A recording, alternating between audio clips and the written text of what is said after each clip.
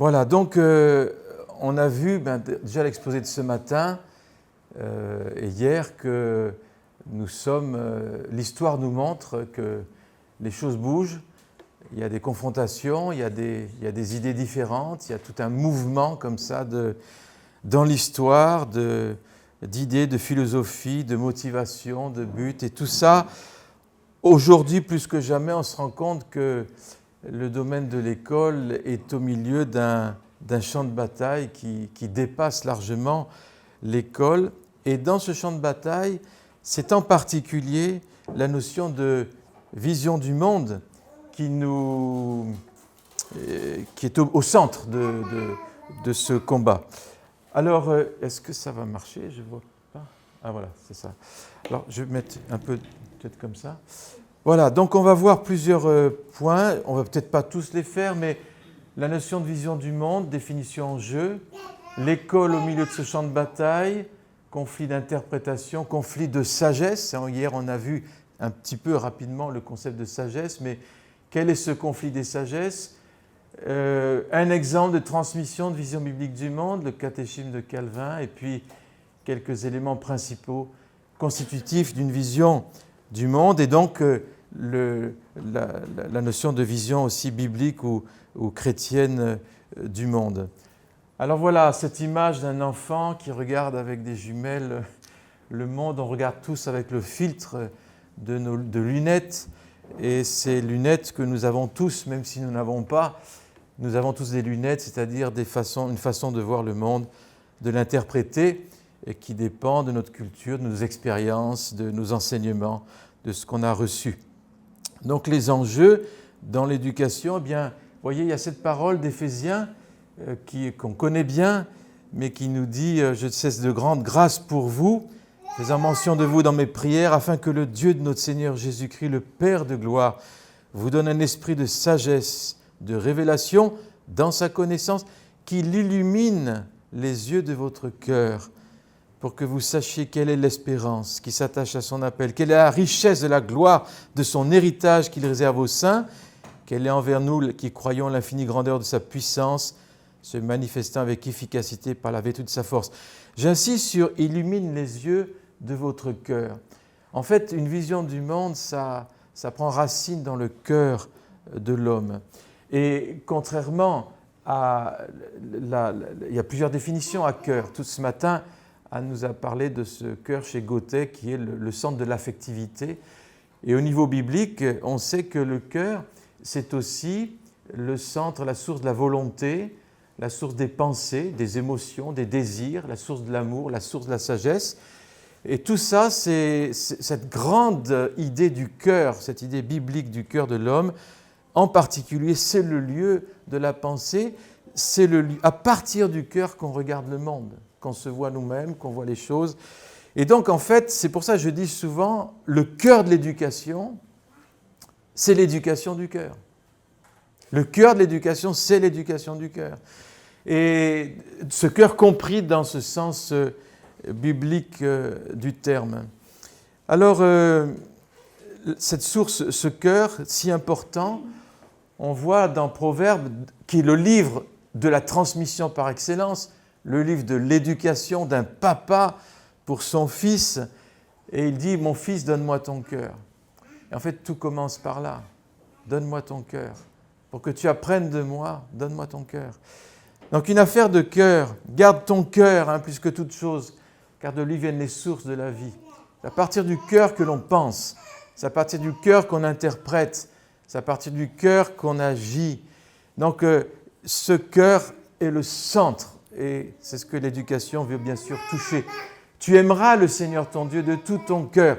En fait, on pourrait dire, c'est-à-dire de toute ton âme, de toute ta force, de toute ta pensée, et ton prochain comme toi-même.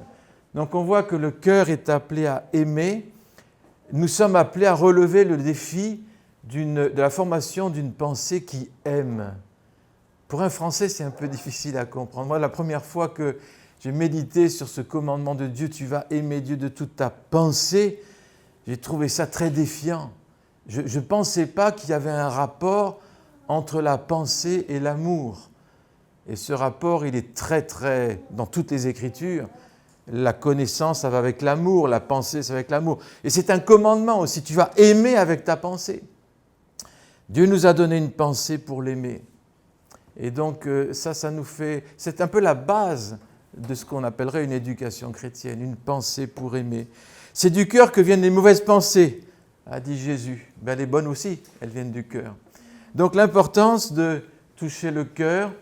Et voyez, l'éducation intérieure, Edith Stein disait, c'est la vie intérieure qui est le fondement ultime. La formation se fait de l'intérieur vers l'extérieur. Je suis beaucoup inspiré aussi par une Madeleine d'Agnelou, une catholique. Vous savez qu'au niveau de la spiritualité de l'éducation, philosophie de l'éducation, anthropologie de l'éducation, c'est les catholiques qui ont réfléchi sur ces domaines beaucoup plus que les protestants au niveau du XXe siècle. Donc Madeleine d'Agnelou disait ne pas intervenir du dehors, ne pas se border à modifier les réactions visibles des êtres, mais faire appel à leurs ressources profondes, à l'attitude intérieure qui commande tout. Bref, faire appel au cœur de l'homme. Donc, je rappelle que la notion de conversion, c'est métanoïa, c'est changer de pensée. Changer de pensée. Dans ma propre vie, j'ai vécu plusieurs conversions. Ma conversion à Jésus-Christ, réconciliation avec Dieu, sentiment d'être pécheur, ça a été une expérience qui a duré 3 jours chez moi. Et petite anecdote, c'était à Marseille. Je pleurais comme une madeleine sur ma vie. Et dans cette expérience, je téléphone à mon prof de philo, qui était un professeur catholique, des Maristes à Lyon. Et je dis, voilà ce qui m'arrive. Je ne sais pas, je suis retourné dans tous les sens. Et il me dit, va jusqu'au bout de l'expérience. Il savait ce qui se passait. Et donc, j'ai toujours eu contact avec lui. Et j'ai compris que... Donc ça, c'était une première conversion. Mais des années plus tard, j'ai senti qu'il y avait une métanoïa, une conversion de mon système de pensée, qu'il fallait que Dieu touche et guérisse. Ça a mis du temps. Et ça a été d'ailleurs une des motivations pour lesquelles je me suis engagé dans l'éducation chrétienne, pour éviter à une génération de faire des années, ce que j'ai vécu pendant des années. Je me suis dit, mais on pourrait tellement faire pousser droit. Et c'est Luther qui disait... si je n'avais pas été prédicateur, je serais instituteur. Parce qu'un instituteur, il fait pousser droit. Un prédicateur, il doit redresser ce qui est tordu. Et il y a de la casse dans le processus, souvent.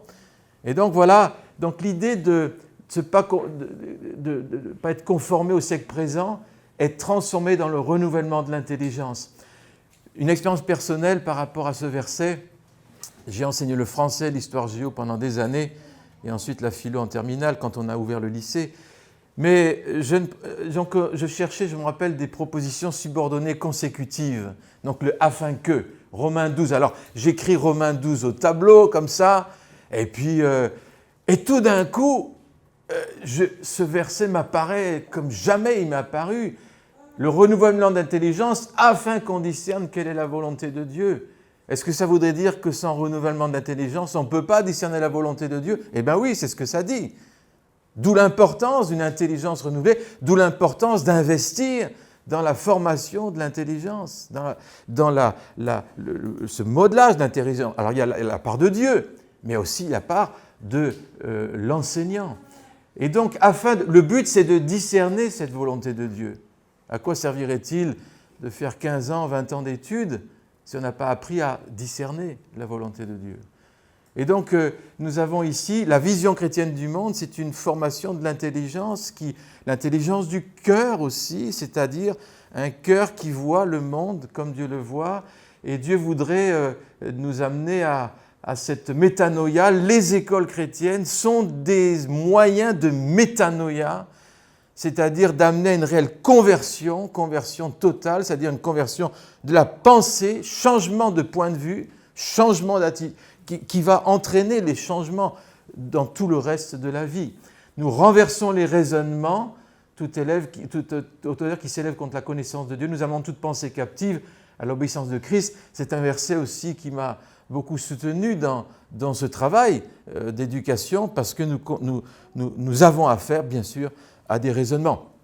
Par exemple, je suis étonné de voir que cette philosophie que c'est l'État qui doit éduquer nos enfants, à confier à l'État nos enfants, c'est absolument invraisemblable. Heureusement qu'il s'en occupe, l'État, parce que sinon il n'y aurait rien. Mais cette philosophie rousseauiste, qui date de plusieurs siècles, n'a jamais été vraiment remise en question. Et le peuple de Dieu ne l'a pas remise en question. Nous sommes la proie de nombreuses philosophies, même en tant que chrétiens engagés envers Dieu. Et donc c'est là qu'on a vraiment besoin de ce processus de métanoïa. Et donc, c'est l'éducation, la vision du monde, ça va commencer cette vision du monde qu'on reçoit, ce nouveau regard qu'on reçoit de Dieu, veut grandir en nous et grandir à faire tomber des murs. Parce que les murs de raisonnement, c'est comment chaque fois qu'on accepte quelque chose comme vrai et qui ne l'est pas, qui n'est pas confronté avec la parole, c'est comme une brique qui se met dans notre vie. Et brique après brique, qu'est-ce qui se passe? Ça fait des murs. Et mur après mur, ça fait des forteresses. Et parfois, des forteresses, au niveau d'une nation, ça met des siècles à se bâtir, des forteresses contre la connaissance de Dieu. Et donc, un des travaux de l'éducation, c'est déjà d'empêcher que des forteresses se construisent. Alors, bien sûr, une éducation chrétienne, il y a des gens qui me disent, mais ce n'est pas une usine à faire des chrétiens. Et les enfants, ils ont toujours le choix de marcher avec Dieu ou pas. Mais c'est un peu comme des soins prénataux, c'est-à-dire que même si l'enfant n'est pas encore né de nouveau, la formation de son intelligence, la formation de sa vision du monde, eh bien, elle va pousser droit. Et le jour où le souffle de Dieu vient, il n'y a pas à tout ravager, il n'y a pas à tout détruire, parce qu'il y a déjà les soins prénataux qui ont été donnés. Et dans ces soins prénataux, il y a la transmission d'une vision biblique du monde. Alors on continue. Nous avons donc aimé Dieu avec sa pensée, de tout son cœur. Et Van Til, ce philosophe réformé chrétien, à travers mon instruction, parce qu'il a été formé dans les écoles de Hollande. Et donc, en tant que philosophe théologien, il a fait un retour en arrière en regardant qu'est-ce qui l'a amené à être ce philosophe théologien réformé. Eh bien, ce qui l'a amené, il dit, c'est mon éducation. Et cette éducation, à travers mon instruction, j'ai appris à considérer toutes ces questions, donc les questions des connaissances, de tous les champs de la connaissance, sous la direction de la toute-puissance, de l'omniscience de Dieu dont je suis l'enfant par le Christ. Je devais apprendre à penser les pensées de Dieu après lui, en m'y efforçant dans tous les domaines de la connaissance. Et donc là, nous avons le témoignage d'un enfant qui a passé sa scolarité dans une école chrétienne. Et contrairement à ce que beaucoup pourraient penser, c'est que ça ne le préparerait pas à affronter le monde, le méchant monde, au contraire, ça l'a préparé intellectuellement à tous les domaines pour affronter ce monde, dénoncer tout ce qui est faux et proclamer la vérité. Ça a été le combat de toute sa vie, en apologétique en particulier. Mais ça a été un ensemencement de sa vision du monde depuis tout petit.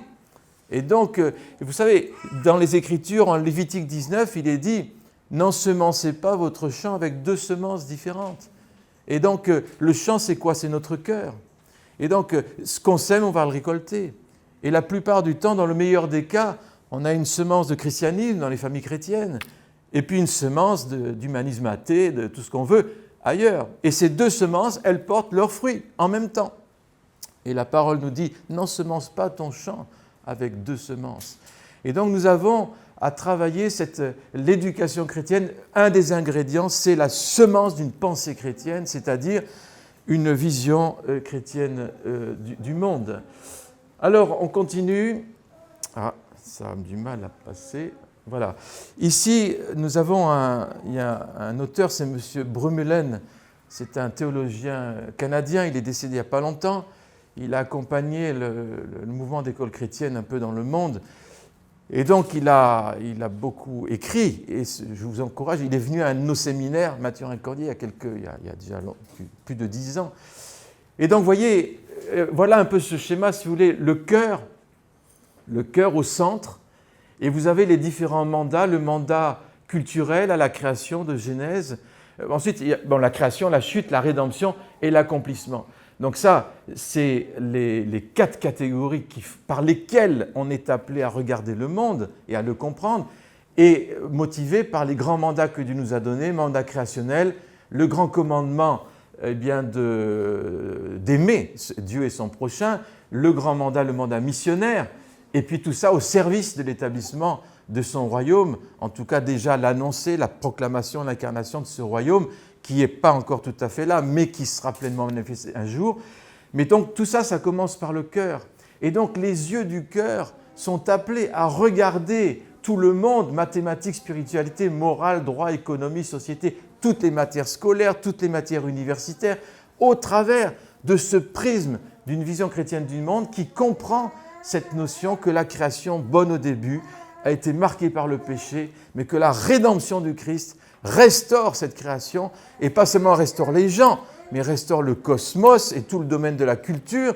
Et donc, un enfant qui comprend ce schéma-là, toute matière scolaire qui est vécue au travers de ce schéma-là, c'est-à-dire quelle est l'intention de Dieu au départ pour la littérature, au départ pour les sciences, c'est quoi l'intention de Dieu au départ?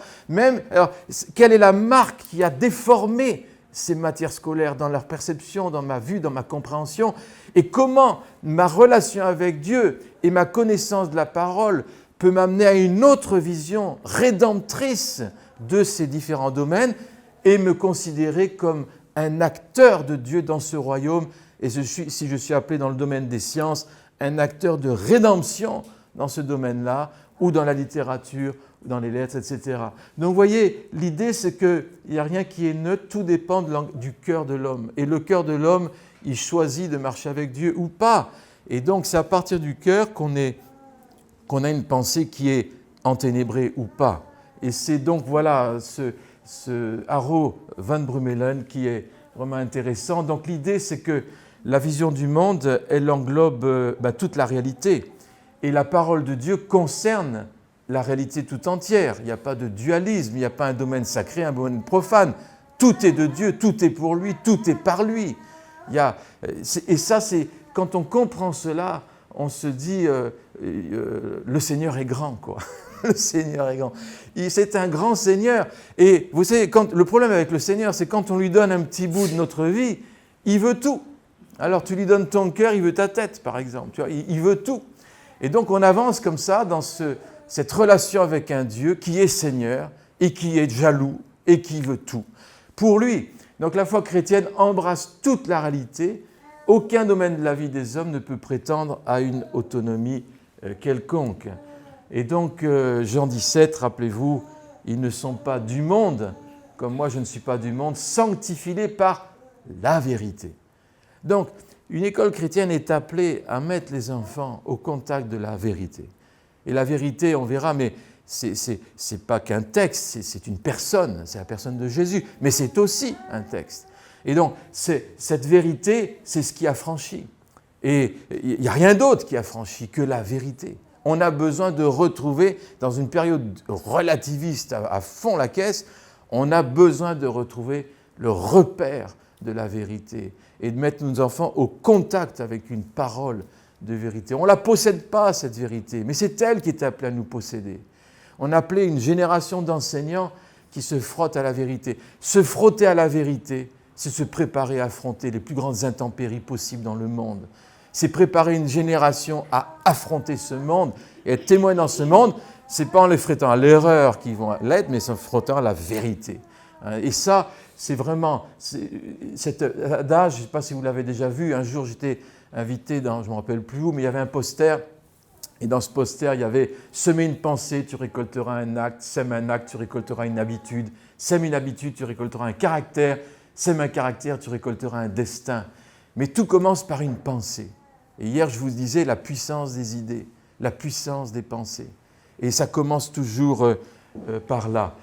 Donc une vision chrétienne, une vision du monde déjà, définition, c'est une conception du monde. Ça désigne toute idéologie, toute philosophie, théologie, tout mouvement, toute religion qui propose une approche complète de la réalité et qui donne une compréhension de Dieu, du monde, des relations de l'homme avec Dieu et le monde. Voilà, donc c'est quelque chose d'assez général, ça englobe tout. Et puis une vision du monde, c'est un modèle opératoire, du monde, c'est-à-dire une idée qu'on se fait sur le monde, une idée basée sur ce qu'est la vie, l'idée qui va tout commander dans ma vie, le choix de mes valeurs, le choix de mes priorités, le choix de mon éducation aussi. Ça dépend de ma vision du monde. Donc, des parents, si vous voulez, vont faire ce choix selon la vision du monde qu'ils ont. Donc, on voit l'essence. Et la plupart d'entre nous, nous sommes le fruit d'une éducation dualiste, républicaine, parfois avec des très bonnes choses, mais aussi avec une sorte d'évincement de Dieu, de sécularisation totale qui nous met à mal, et on a du mal à penser les pensées de Dieu comme il les pense, parce que notre formation n'a pas appris à le faire. Donc c'est un travail aujourd'hui qui ne va pas de soi. Acquérir une vision biblique du monde, ça ne va pas de soi. C'est quelque chose, ça demande une éducation, ça demande un contact avec la parole, avec le Christ ressuscité, et c'est pourtant tellement important.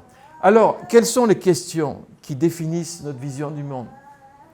Vous avez les grandes questions, ces grandes questions fondamentales. Comment puis-je reconnaître qu'une chose est vraie? Qui suis-je?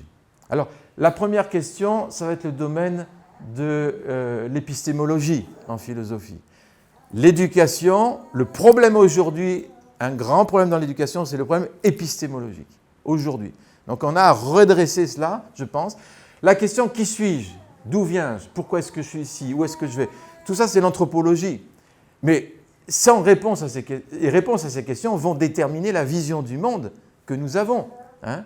Comment devrais-je vivre? C'est l'axiologie, donc la science des valeurs. Et puis, y a-t-il des absolus? Donc, donc, aujourd'hui, dans notre société, si vous allez faire un micro-trottoir, même dans le milieu de l'enseignement, même le milieu universitaire, comment puis-je reconnaître qu'une chose est vraie? Tu ne peux pas. À la limite, il y a les faits scientifiques, mais même ça, avec le wokisme et tout ça, c'est en train de disparaître. Donc, je ne peux pas vraiment m'assurer qu'une chose est vraie. Qui suis-je? J'en sais rien, et c'est à personne de te le dire. C'est à toi de trouver. C'est le problème de l'existentialisme. J'aime bien cette image de la philosophie de Jean-Paul Sartre. Imaginez un enfant perdu dans une forêt. Il est paumé, il ne sait pas où est son chemin. Il tombe sur un existentialiste. Et où est mon chemin? Et il va lui regarder dans les yeux, il va lui dire, c'est à toi-même de trouver ton chemin. Voilà, la parole puissante, mes amis. Et il va le laisser paumer dans la forêt. Et donc là, nous avons affaire, donc la question qui suis-je, vous pouvez faire toutes vos scolarités et n'avoir aucune réponse à la question qui tu es. Et donc, ensuite, pourquoi suis-je ici? N'en parlons pas. Où vais-je? Alors là, personne n'en sait rien. Comment devrais-je vivre? C'est à toi de trouver tes propres valeurs. Y a-t-il des absolus? Il n'y en a pas. Donc, on remarque que la vision du monde aujourd'hui dominante, elle est considérablement, elle est pauvre. Elle est très, très pauvre. Qu'est-ce qui se passe quand dans une culture, une vision du monde est si pauvre? Eh bien, c'est qu'elle va être mangée automatiquement par une vision du monde plus riche. La vision de l'islam répond à la plupart de ces questions. La vision chrétienne aussi. Mais donc, les enfants qui grandissent dans une scolarité où il y a une déconnexion totale avec une vision du monde qui ne répond pas aux grandes questions, ce n'est pas une éducation. C'est tout ce que vous voulez, mais ce n'est pas une éducation. Et donc, ça les prépare pas à discerner et à affronter ensuite les visions du monde, parce qu'il y en a plusieurs maintenant qui s'entrechoquent et qui veulent asservir la salle de classe. Donc on a besoin vraiment, vous voyez, de donner ces réponses, et ces réponses, elles s'enseignent, mais pas seulement. Les enfants aussi sont appelés à rechercher cette sagesse. Donc voilà, ça c'est les ingrédients d'une vision du monde. Et puis, donc, ça donne des définitions au sujet de la vérité, de la connaissance de Dieu, de l'homme, de la nature, les valeurs. Même si on dit qu'il n'y a pas de Dieu, c'est quand même une réponse. Donc ça donne des réponses sur ces domaines-là. Et donc, voilà, donc il n'y a pas d'éducation sans vision du monde. Tout système d'éducation a sa vision du monde, qu'elle soit dite, formulée ou pas. Et donc, explicite ou pas. Donc, on continue. Et j'ai l'image ici d'un gâteau, un bon gâteau au chocolat. Et donc, je ne sais pas si vous appréciez les pâtisseries, mais quand on n'est pas cuisinier, on goûte et on dit « Waouh, c'est drôlement bon », mais on ne saurait pas reproduire, on ne saurait pas discerner les ingrédients qui composent le bon gâteau. Mais un bon cuisinier, un bon pâtissier, lui, il va vous goûter le gâteau, il va discerner les ingrédients qui sont dedans. Une vision du monde, c'est comme un gâteau. On en mange tous les jours, mais on ne sait pas les ingrédients qui la composent. Et donc, une éducation, l'école chrétienne, l'éducation chrétienne au sens plus large, familial, scolaire, eh bien, c'est discerner les ingrédients qui forment ce gâteau qu'on veut faire manger à nos enfants. Et il faut que ça soit un bon gâteau. Aujourd'hui, une vision du monde qui ne répond pas à ces questions qu'on a vues, eh bien, ce n'est pas un bon gâteau. On n'en veut pas de ce gâteau. On ne veut pas le manger. C'est un peu comme l'air, l'atmosphère qu'on respire. Donc voilà, nous avons besoin vraiment de changer le fusil d'épaule, nos priorités. Et donc une vision du monde, alors il y en a beaucoup aujourd'hui. Pendant plus de 1500 ans, il y avait la vision chrétienne du monde. Alors ce n'était pas parfait, hein. C'était pas parfait, il y avait des déviations, il y avait des hérésies, il y avait tout ce qu'on voulait. Mais si vous voulez, le fait que Dieu existe, qu'il a envoyé Jésus-Christ, que la création c'est la création de Dieu, ces grands principes étaient acquis. Si vous voulez, il n'y en avait qu'une vision du monde, en Occident en particulier. Et puis ensuite, tout s'est entrechoqué parce qu'on a enlevé l'appui de la révélation. Et donc voilà, humanisme athée, dualisme, relativisme, tous les ismes, empirisme, rationalisme, existentialisme, athéisme, wokisme, voilà, étatisme, l'État doit faire, il doit s'occuper de tout. Voilà, toutes ces philosophies sont là et donc elles vont influencer bien évidemment les salles de classe. Et donc l'apôtre Paul nous dit en Colossiens, prenez garde que personne de vous ne fasse sa proie par la philosophie, une vaine tromperie s'appuyant sur les traditions des hommes, sur les rudiments du monde et non sur Christ. Ce n'est pas ici un démenti de la philosophie, mais c'est un démenti d'une philosophie qui rejette Dieu. Et donc, nous avons en Occident, en France par exemple, la tradition d'une philosophie chrétienne de plus d'un millénaire. Et je discutais à table avec, je ne sais pas hier ou ce matin, et moi j'avais été étonné, une fois devenu chrétien, j'ai regardé mes études en arrière, je me suis dit, mais au fond, dans mes facs de philo, on m'a enseigné la philo de l'Antiquité, ensuite on a fait un bond absolument incommensurable jusqu'au XVIIe siècle, et en fait je ne m'étais jamais posé la question, mais qu'est-ce qu'il y a entre ? Alors, entre, on va me dire, il n'y a pas de philosophe, ça a disparu. Ça a disparu, ce n'étaient pas des philosophes, parce que c'était des chrétiens, donc ce n'étaient pas des philosophes. C'est quand même invraisemblable.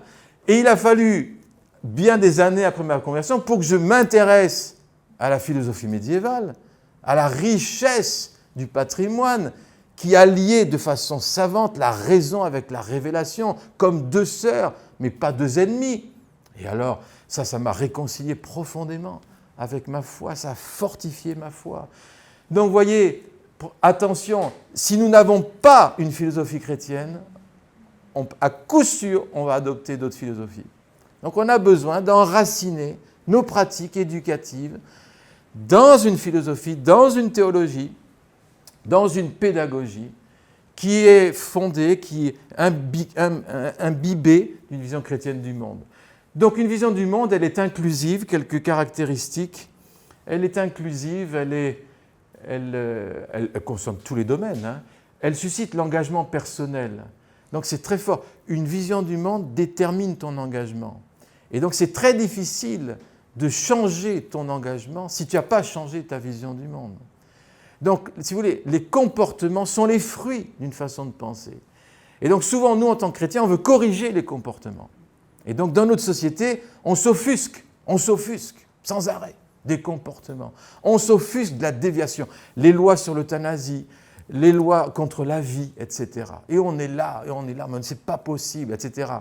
Mais au lieu de se dire, c'est pas possible de toujours être en réaction, est-ce qu'on ne ferait pas mieux de mettre nos énergies à bâtir autrement, à enseigner autrement, à enseigner une vision biblique différente, et on aura d'autres comportements. Donc, arrêtons de toujours être en réaction, en manifestation. Il faut le faire, mais si on le fait au détriment de formation, alors là, on va toujours être en réaction, et de plus en plus, parce que ça va continuer. Donc voilà, nous avons besoin de comprendre qu'une vision du monde, elle suscite un engagement, elle est très difficile à abandonner. Ça demande tout simplement la repentance. Et la repentance, c'est un don de Dieu Il y a besoin d'une repentance.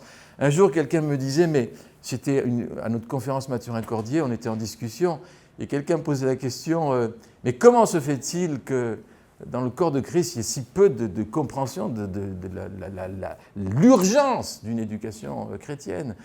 Et puis, bon, sous toute la boutade, provocation un peu, j'ai dit, parce qu'il y a un manque de repentance, quoi. Je veux dire, c'est-à-dire une façon de penser qu'on doit changer, Et donc, elle est sujette, la vision du monde, elle peut être sujette au changement, à l'évolution.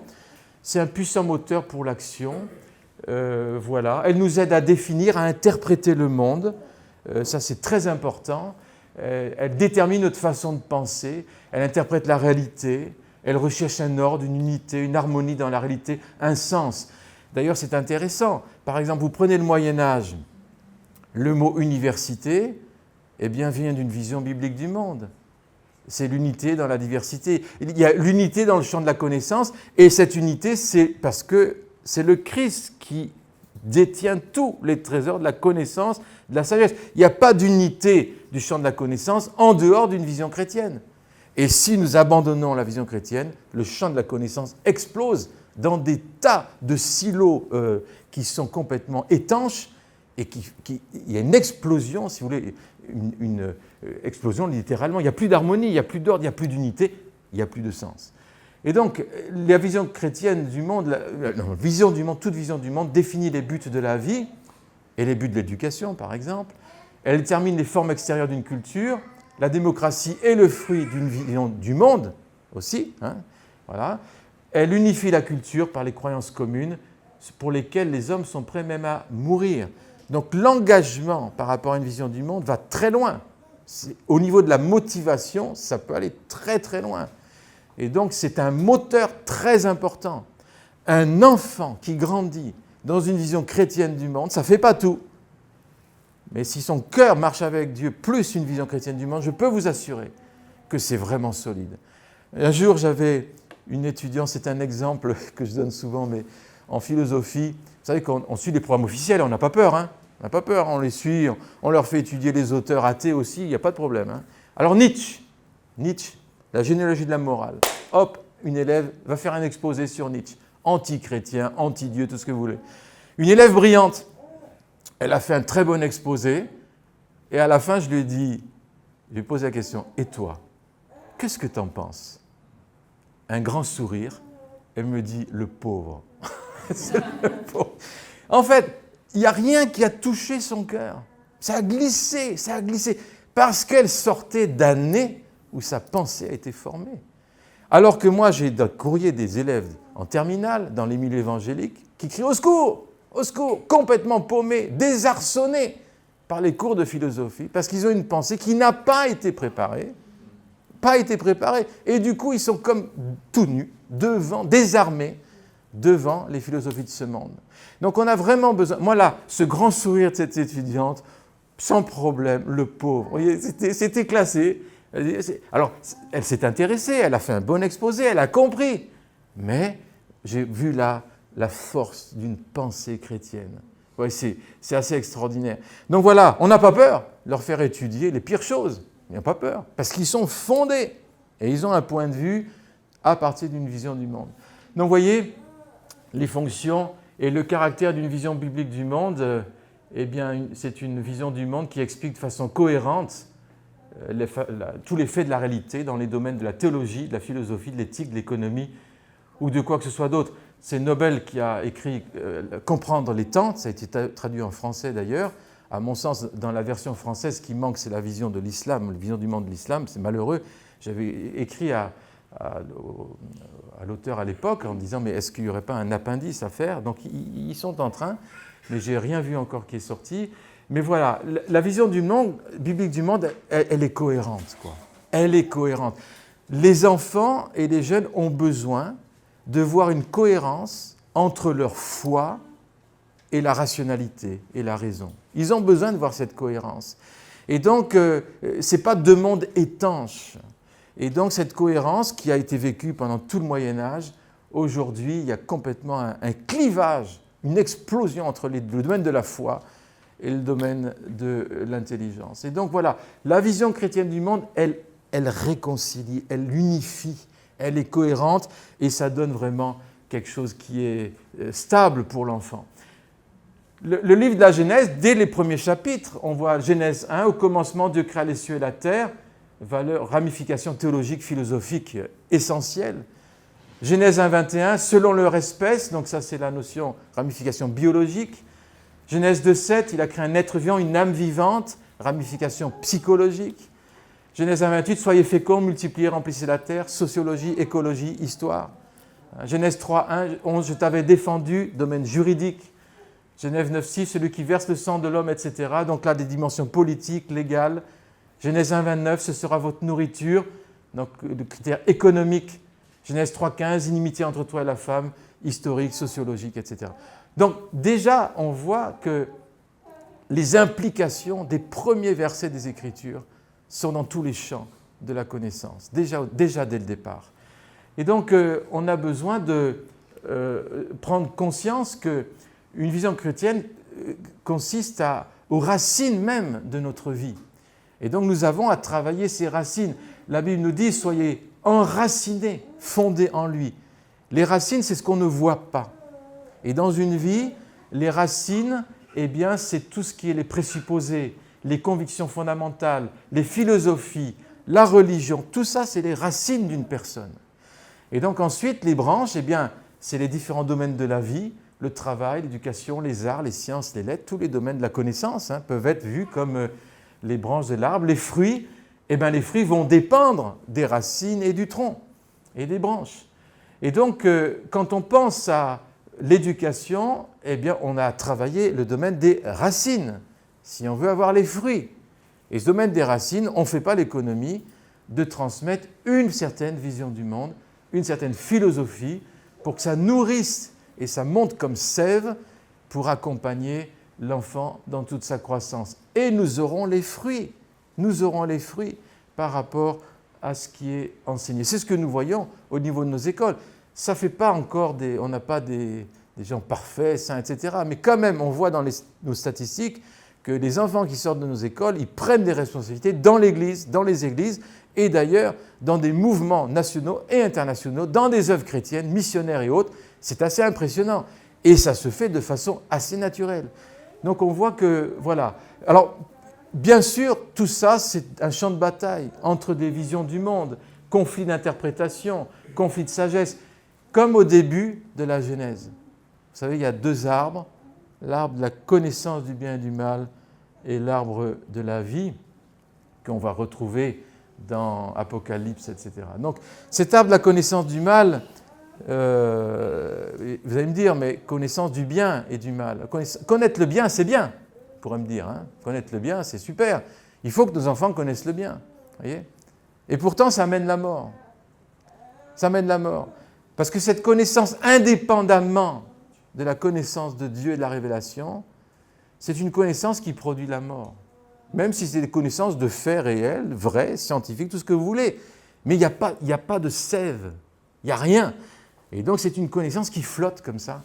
Et donc on a besoin, Jésus a dit, toutes les connaissances, tous les trésors de la connaissance, de la sagesse sont en lui. Donc il est pour qu'on développe la connaissance chez les enfants, mais avec lui. Et puiser dans l'arbre de la vie toutes les connaissances en lui, pas indépendamment de lui.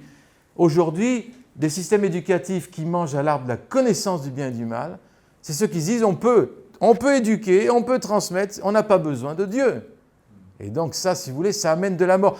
Et vous pouvez avoir les meilleurs enseignants du monde, les meilleures motivations, ça produit de la mort parce que ce n'est pas branché à l'arbre de la vie. Il y a besoin d'un système d'éducation qui soit branché à nouveau à l'arbre de la vie, aux racines, qui ne soit pas indépendant. Donc en 1 Corinthiens 1, je détruirai la sagesse des sages, j'anéantirai l'intelligence des intelligents. Où est le sage, où est le scribe, où est le disputeur de ce siècle?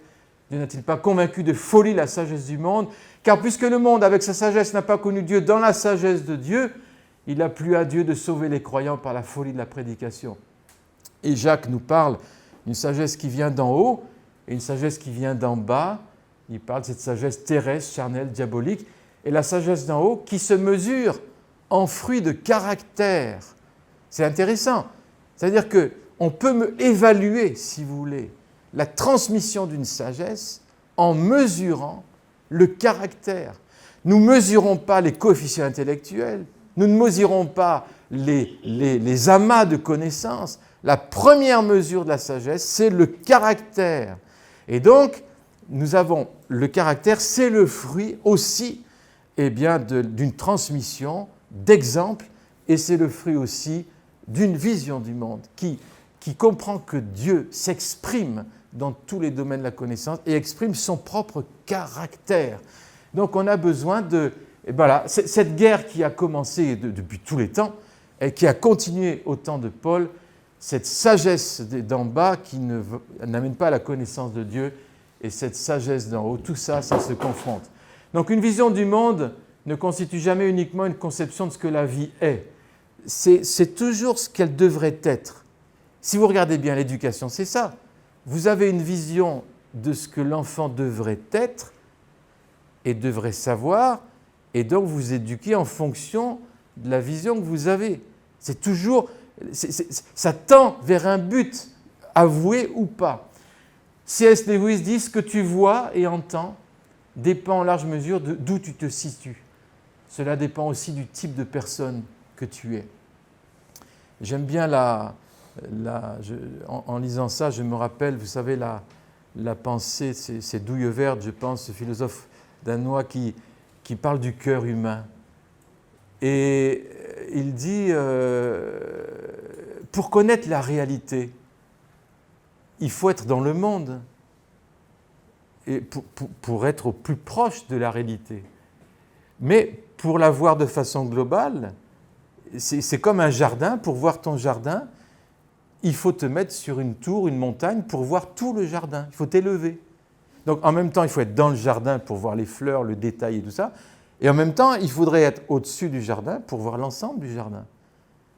Et il dit, mais quel est l'endroit où on peut comprendre le monde en étant à la fois dans le monde et pas dans le monde? Eh bien, c'est le cœur humain, le cœur de l'homme, qui est à la fois nous sommes des créatures de Dieu, mais dans notre cœur, on a reçu l'Esprit de Dieu. Et donc, on a la capacité de voir comme il voit, hors du monde, le monde comme il le voit lui, et en même temps, nous sommes des hommes. Donc, dans le cœur humain, il y a cette conjonction de la vision, révélation, de la rationalité, pour nous faire voir le monde comme Dieu le voit. Le cœur est le centre pour la vision chrétienne du monde. Vous voyez, donc pas de neutralité. Rappelez-vous Vincent Peillon, il nous a fait souffrir ce Vincent Peillon. L'école républicaine n'a jamais prétendu être neutre dans toutes ses valeurs. Si la laïcité a bien signifié la neutralité confessionnelle, elle n'a jamais signifié ni la neutralité philosophique, ni la neutralité politique, etc. Rappelez-vous, les classes, ça devrait être les nouvelles églises, les enseignants, les nouveaux prêtres, etc., de la République. Voilà. Il n'y a aucun territoire neutre, dit C.S. Lewis, dans tout l'univers. Chaque centimètre carré, chaque dixième de seconde est revendiqué par Dieu, mais aussi par Satan. Donc nous sommes au cœur de ce conflit, et on le sent partout. Et Cornelius Van Til, aussi dit fondateur de l'apologétique présuppositionnelle, une approche qui affirme que toute connaissance véritable commence par la foi en Dieu, telle qu'il se révèle dans la Bible. Donc il rejette toute idée d'une raison qui soit autonome ou neutre. Il dit sans Dieu, la pensée humaine, elle sombre dans l'irrationalité.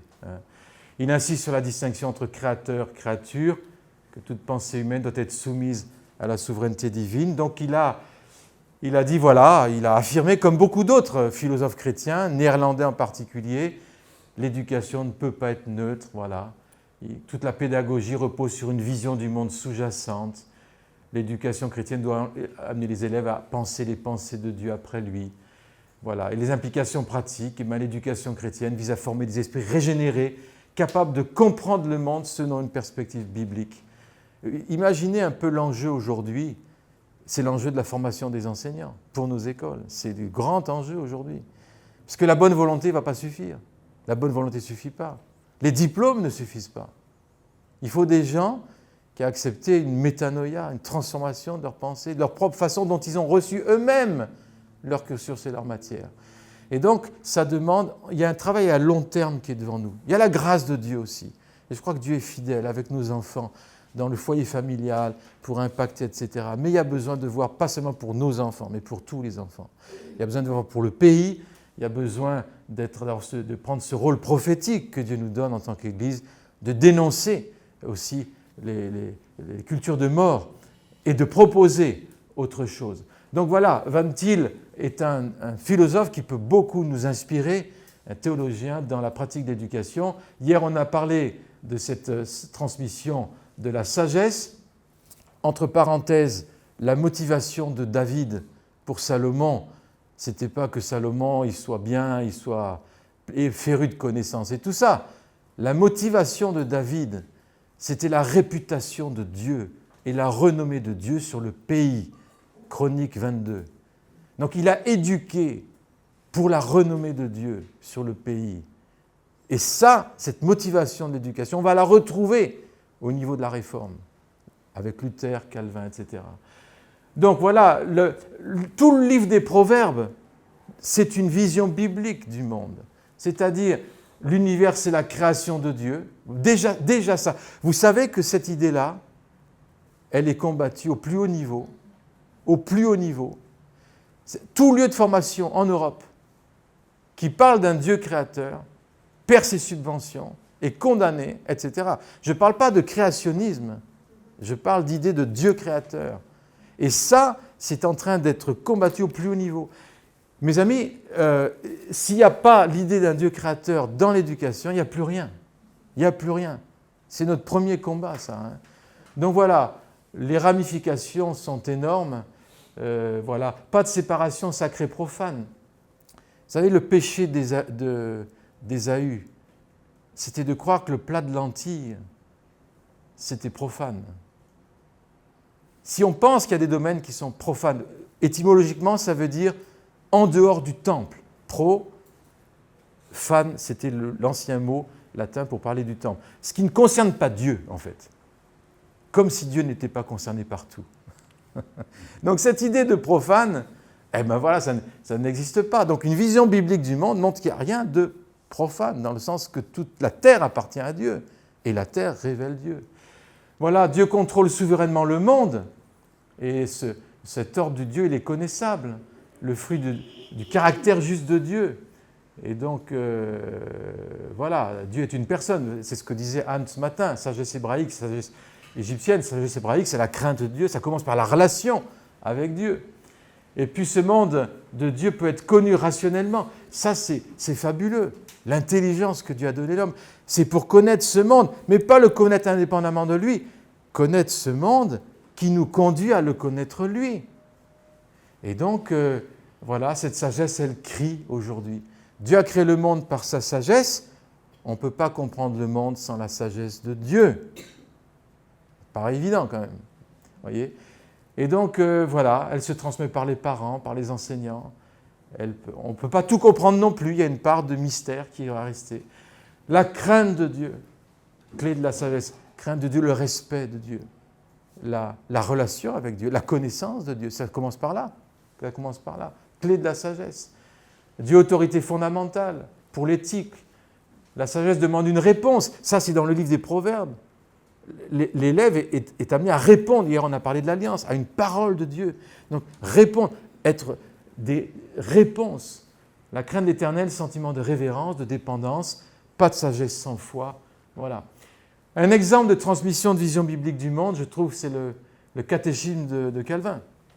Alors rapidement, hein, mais moi je trouve ça... Donc dans toutes les écoles réformées, dans ces peut-être 2000 au maximum, écoles protestantes huguenotes en France, le catéchisme était enseigné.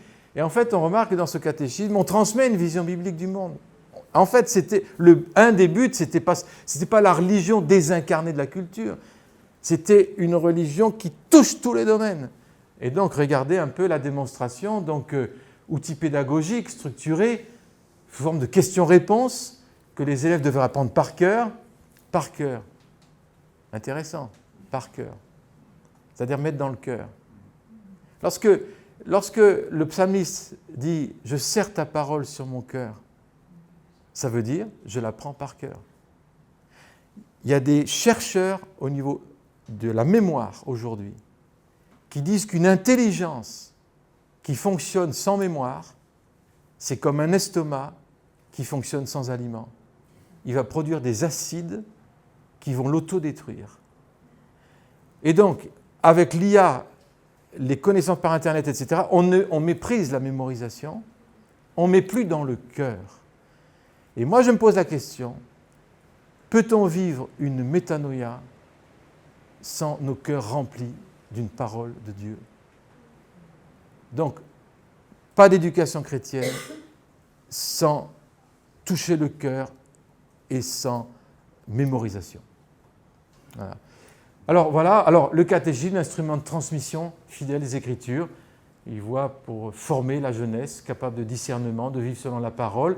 Alors voyez, Dieu créateur, théocentrisme, voilà. Le catéchisme commence par la connaissance de Dieu, sa souveraineté, sa providence, sa sainteté. Donc connaître Dieu. Quel est le but principal de la vie humaine? C'est connaître Dieu. Et tous les gamins répétaient ça. Le but de la vie, c'est connaître Dieu. Mais rien que ça, vous avez quelque chose d'assez fort qui est la centralité du Christ. Le cœur du catéchisme, c'est la rédemption par Jésus. Le salut en Christ seul, qui transforme la vie spirituelle, mais aussi toute ma vision du monde. L'histoire, l'éthique, la destinée. Quelle est la fin de la venue de Christ? C'est de nous racheter. Et donc le monde vu au travers de la rédemption, ça c'est le fruit du catéchisme. Croix, résurrection, royaume de Dieu. La loi morale comme règle de la vie, donc le catéchisme qui inclut les 10 commandements, montrant que la loi de Dieu structure la vie morale. Pourquoi Dieu nous a-t-il donné la loi? Pour nous apprendre ce qui lui plaît et ce que nous devons faire. Donc vous voyez une vision biblique du monde dans laquelle la morale est objective, elle est fondée sur la révélation divine. Donc voilà, ça c'est l'axiologie. Vocation chrétienne dans le monde, voilà, il insiste sur la piété active, l'obéissance, la prière. On est appelé à vivre dans le monde, mais non pas selon le monde. Pourquoi devons-nous prier? Parce que c'est ainsi que Dieu veut que nous recevions ses grâces. Donc le monde est un lieu de service où l'on va vivre selon la volonté de Dieu. Donc vous voyez, une vision du monde qui valorise l'éducation biblique, la réforme de l'intelligence, la fidélité intergénérationnelle. Voilà des petits ingrédients qu'on trouve dans ce catéchisme. Nous, dans nos classes de 6e, 5e, on enseigne le catéchisme de Genève à nos élèves. Voilà. Parce qu'on s'est aperçu que c'est un outil vraiment extraordinaire qui n'a pas vieilli. Alors on continue. Donc le catéchisme de Genève transmet une vision biblique du monde. Voilà, Dieu au centre de toute la réalité. Il façonne une cosmovision. Il donne une cohérence autour de Dieu et de l'espérance du royaume de Dieu aussi. Voilà, alors on pourrait aller plus dans le détail. Alors, bon, là je vous ai mis, on va pas tout voir, rassurez-vous, mais les éléments principaux constitutifs, donc c'est au sujet de Dieu, théologie, au sujet de l'homme, anthropologie, au sujet de la vérité, épistémologie, au sujet des valeurs, axiologie, au niveau de la vision de la Terre, cosmologie. Donc là, on pourrait détailler ça, on ne va pas le faire, rassurez-vous, mais je vais quand même, la théologie, on en parlera un peu demain, donc c'est pour ça que je m'intéresse. L'anthropologie, c'est ça qui m'intéresse. Aujourd'hui, la bataille, c'est l'anthropologie. C'est énorme. Et ce champ de bataille, il est là, il est capital, et pour nous, chrétiens, il est capital. Qu'est-ce que l'homme? Quelles sont ses origines? Quel est son but? Quelle est sa nature? Quelle est sa destinée? Donc, voilà. La condition postmoderne est caractérisée par un trouble de la définition de l'humain. Donc ça, aujourd'hui, c'est le gros problème. Donc, pour fonder ou refonder l'éducation, il y a besoin d'une anthropologie chrétienne affermie, assumée et clarifiée. Donc, éduquer, travailler dans le monde de l'éducation, c'est d'abord s'interroger sur la question « qu'est-ce que l'homme ?» Ça commence par là. Qu'est-ce qu'un enfant? Qu'est-ce que l'homme? Voyez. Et donc, ça revient à prendre… Si on n'a pas de réponse à ces questions, c'est comme si on prenait une carte, on prend la mer, on prend les voiles, sans une carte ni instrument de navigation. On ne sait pas où on va. Donc, on a des outils, on accumule des méthodes, mais on ne sait pas où on va, en fait. On ne sait pas où on va. Voilà. Donc, le cœur de l'activité de l'enseignant et l'éducateur, c'est de permettre à chacun d'être pleinement humain. Et comme on l'a vu ce matin, avec c'est M. Gauthier, je pense, l'homme parfait, c'est Jésus-Christ. Être pleinement humain, c'est être comme Jésus, en fait. Il est le prototype de l'homme. Donc l'anthropologie biblique contient tous les trésors universels d'une éducation intégrale véritable. L'homme créé à l'image de Dieu, il a chuté, mais il est racheté par le salut, et puis il est racheté dans toutes ses dimensions. Et ça, c'est la bonne nouvelle du salut de Dieu. Et donc Dieu s'est fait homme. J'aime beaucoup cette phrase d'Irénée. Moi, j'habitais à Lyon, près du fort Saint-Irénée, donc ça m'a... Irénée, Dieu s'est fait homme pour que l'homme se fasse Dieu. Et puis, la première définition que j'ai trouvée d'un maître d'école, elle date de Jean Chrysostome. Nous sommes, je crois que c'est le IVe siècle, il me semble, si je ne me trompe pas. Chrysostome, ça veut dire la bouche d'or. Quand il enseignait, les gens étaient... Il paraît qu'il y a des gens, son public tombait dans la présence de Dieu quand Chrysostome enseignait. Il y avait quelque chose qui se passait. Et il disait, le maître s'abaissera jusqu'à l'enfant pour l'élever jusqu'à Dieu. C'est la première définition. D'ailleurs, j'en profite pour dire, il y a un livre qui s'appelle Richesse enfouie, j'ai juste 2 exemplaires que j'ai amenés avec moi, c'est les recueils de citations des pères de l'Église, des philosophes chrétiens, des pédagogues, des réformateurs sur l'éducation sur l'enfant. C'est là derrière, j'ai 2 exemplaires. Voilà. Donc, voilà, nous avons ici la première définition d'un maître d'école. Quelle belle définition! S'abaisser pour élever. C'est le mouvement de Jésus. C'est ce qu'il a fait, Jésus. Il s'est abaissé. C'est pourquoi Dieu lui a donné toute autorité. Moi, je crois que l'autorité dans l'éducation, elle vient quand on s'abaisse. Et quand on s'abaisse à enseigner les petits, les enfants, Dieu élève.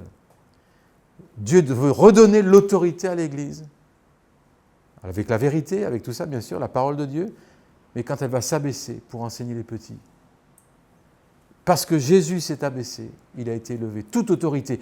Comment voulez-vous avoir de l'autorité en éducation si vous ne reconnaissez pas l'auteur? Le mot autorité vient du mot auteur. Tu ne reconnais pas l'auteur, excusez-moi, mais tu n'as plus d'autorité. L'autorité est spirituelle. La racine de l'autorité, c'est spirituel. Nous avons besoin de nous soumettre à celui qui est l'auteur pour recevoir l'autorité. Donc là, c'est vraiment des concepts importants. Vous voyez, la dérive du transhumanisme, alors aujourd'hui, c'est Yannick Imbert de la faculté qui a réfléchi là-dessus, mais voilà, transformer la nature humaine par les moyens technologiques, nous en sommes, augmenter les capacités physiques et intellectuelles, c'est une autre vision de l'homme, très en vogue aujourd'hui, risque de déshumanisation, perte de sens, remise en question des fondements de la dignité humaine, l'identité personnelle. Donc voilà, nous sommes dans un combat anthropologique. Donc on continue, Jacques Maritain, je vois que l'heure passe, je ne vais pas rentrer, c'est un des rares philosophes français, catholiques, chrétiens, qui a écrit une philosophie de l'éducation. Il a écrit un ouvrage aussi qui s'appelle L'humanisme intégral. Et parce que l'homme est intégral, corps, âme, esprit, il y a besoin d'une éducation intégrale, qui comprend tout.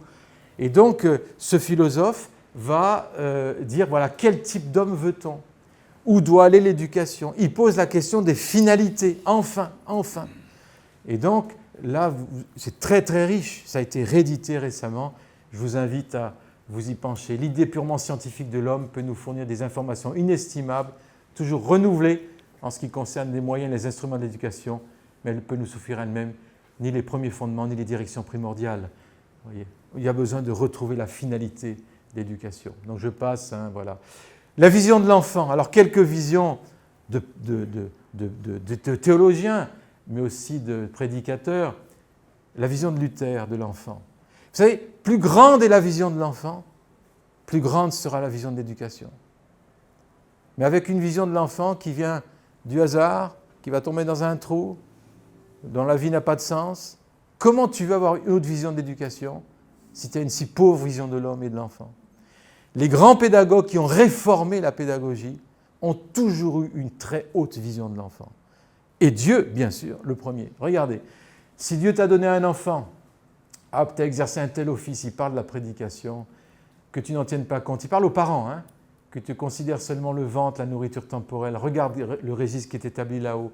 Parcours-le de façon à voir les bonnes œuvres, les miracles qui y sont indiqués. Tu verras quel faux dévot, quelle mauvaise herbe tu es, car dans la mesure où ça dépend de toi, tu enlèves à Dieu un ange, un serviteur, un roi, un prince dans son royaume, un sauveur, un consolateur des hommes, dans leur corps et leur âme, leur bien et leur honneur, un capitaine et un chevalier contre le diable, et ainsi tu cèdes la place au diable, tu favorises son règne. L'idée de la formation ici, ce n'est pas l'entrisme, ce n'est pas le communautarisme, ce n'est pas mettre les enfants à part, mais l'idée c'est former des capitaines et des généraux contre le diable. Ça a toujours été la vision d'éducation du protestantisme. Et donc, c'est pour ça qu'aujourd'hui, c'est la même vision. C'est la même vision. J'ai retrouvé les discours d'inauguration à l'Académie de Genève de Calvin qui accueillait les élèves qui venaient de France, l'Église persécutée. Il leur disait, vous n'êtes pas ici pour vous dorer la pilule, je traduis en version moderne, hein, mais vous êtes ici parce que Dieu veut faire de vous des capitaines et des généraux. Et des gamins de 14 ans, 15 ans, ils arrivaient dans cette académie protestante et waouh, ils disaient, mais on est quand même dans un lieu bizarre là. Ils ont compris que l'éducation, c'est la formation du chrétien pour le service du monde. Et donc, ce n'est pas étonnant qu'il y ait eu des résultats assez énormes. La vision de Comenius, il y a de nombreuses raisons au plaisir que prenait le Christ à la compagnie des petits-enfants, aux ordres qu'il nous a donnés, en prenant le plus grand soin. Si les enfants te paraissent méprisables, ne les regarde pas tels qu'ils sont à présent, mais tels qu'ils doivent être dans les intentions de Dieu. Tu les considéreras alors comme les futurs habitants du monde, les propriétaires de la terre, les vicaires de Dieu parmi ses créatures, mais surtout comme les parents du Christ au même titre que nous, un peuple choisi, les pères des anges, les juges des diables, les délices du ciel, les terreurs des enfers, les héritiers des plus grandes dignités pour les siècles et des siècles. Peut-on concevoir quelque chose de plus grand que les enfants? Et donc, ce n'est pas étonnant que ce gars-là était un grand réformateur de la pédagogie. Mais sa pédagogie, où il l'a reçue? De sa relation à Dieu, de sa connaissance des Écritures. Et sa pédagogie est fondée sur une philosophie et une théologie. Et dans ses ouvrages, la grande didactique, ça a été traduit en français il y a 10-15 ans. Et vous savez ce qu'a fait l'éditeur français? Il a ôté tous les premiers chapitres. Fondements théologiques et philosophie chrétienne. Ça, ce n'est pas intéressant. Nous, ce qui nous intéresse, c'est la pédagogie. Vous voyez un peu, on a vraiment du mal dans ce pays. On censure des auteurs comme ça. Maintenant, heureusement, ça y est, il y a une version totale. Mais moi, ça m'a énervé cette histoire. Je me dis, c'est pas possible. Voyez. Donc, vision de l'homme de Pascal. Hein, vous connaissez l'homme qui est un roseau pensant. L'homme est un Dieu déchu qui se rappelle des cieux. Vinet, le grand pédagogue suisse, je termine bientôt. Le chrétien seul conçoit toute la dignité de l'instruction. C'est l'héritier du ciel qui forme dans ses écoles. C'est en vue d'un bonheur spirituel éternel qu'il apprend à l'enfant à lire et à écrire. Ses maîtres sont en quelque sorte des apôtres, ses élèves des prosélytes, ses écoles des temples, la science qu'il enseigne, la science même de Dieu. Vinet, professeur de littérature, critique littéraire des plus grands auteurs français, avec une vision chrétienne. Si vous voulez avoir une vision chrétienne de la littérature, lisez Vinet. Vinet, le théologien de la séparation entre, la nécessité de la séparation entre l'Église et l'État. C'est le théologien de la nécessité. Mais il n'a jamais dit de la séparation entre l'école et l'Église. Jamais. Il a dit non, il ne faut pas séparer l'école et l'Église. L'Église et l'État, oui. Et donc, nous, on a fait l'amalgame, je ne vous dis pas. Voyez, donc, Vinet, très, très intéressant. Et regardez, et là, nous sommes on a parlé des lois Ferry ce matin. Vinet écrit au même moment. Et voilà le texte qu'il écrit en parlant de la France. L'idée de former l'homme tout entier dans les écoles de la patrie, n'est pas encore venue à bien des gens. C'est que le respect de l'homme nous manque. Et qui pourrait s'en étonner? Lorsque toute idée élevée sur son origine, sa destination, s'est peu à peu effacée de la plupart des esprits. Aussi suis-je persuadé que si jamais cette importante réforme est opérée, qui doit faire des écoles une fabrique d'hommes, au sens noble du terme, et de l'instruction un hommage à la dignité de notre nature, elle sera due à des hommes éclairés d'une autre lumière que celle que nous voyons briller en France, à des hommes que le respect des choses divines aura conduit au respect de l'humanité et qui auront appris à reconnaître l'héritier du ciel dans le Fils de la poussière. Là, nous avons une veine de vision de l'enfant et d'éducation qui est assez phénoménale. Donc voilà, au niveau épistémologie, j'ai juste une chose à vous dire, il y aurait tellement de choses, mais dans les 10 commandements, un jour j'étais dans une église en Belgique, et avant la prédication, ils m'ont mis un piège, je ne savais pas, mais c'est leur liturgie. C'est-à-dire que tout le monde se lève, le prédicateur est devant, et on doit réciter par cœur les 10 commandements, chaque dimanche. Alors, moi, j'étais là devant. Les 10 commandements, je les connaissais, mais pas par cœur, si vous voulez. Dans l'ordre et tout. Je dis, oh là là, j'ai fait comme les footballeurs, tu sais, la Marseillaise, ils ouvrent un peu la bouche. Mais je me suis juré que je ne me ferais pas voir 2 fois. Et donc, en revenant, j'ai repris l'étude des 10 commandements. Et là, le 2e commandement, tu ne te feras pas de représentation de ce qui est dans le ciel et sur la terre. Ça a bouleversé mon cœur. Je me suis dit, mais représentation de Dieu. Bien sûr, de ne pas se faire des images de Dieu. C'est la parole qui me dit qui Dieu est. Ce n'est pas à moi de faire mes propres idées. Mais c'est vrai aussi pour tout ce qui est sur la terre. Tu ne te feras pas des représentations de ce qui est sur la terre. Je t'interdis de te faire des propres idées, de tes propres définitions. Et là, c'est toute l'école et toute l'éducation et toute l'université. Le 2e commandement, on l'enfreint régulièrement, on enseigne des fausses représentations, des fausses interprétations, c'est le domaine épistémologique. Et mes amis, là, il y a vraiment un domaine à reprendre. Et si on craint Dieu, on a besoin d'enseigner des nouvelles représentations de ce qui est dans le monde. Tout parle de lui. Dans Romains 1, il est dit que la création parle de lui. Nous avons 2 yeux. Vous savez pourquoi on a 2 yeux? Vous êtes posé la question? Le Balzac suisse, qui s'appelle Gotthelf, il a dit on a 2 yeux parce qu'il y a un œil qui est pour voir la création de Dieu dans ses ouvrages, et l'autre, c'est pour lire le livre de Dieu, la révélation. Révélation générale, révélation spéciale, les 2 sont nécessaires pour comprendre le monde. C'est pour ça qu'on a 2 yeux. Et il se lamente en disant, mais la plupart des hommes ne lisent qu'avec un œil. Et la Bible est très claire.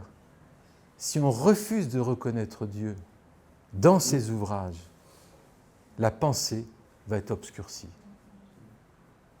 Si vous voulez une éducation qui illumine la pensée des hommes, il y a besoin de reconnaître Dieu dans ses ouvrages.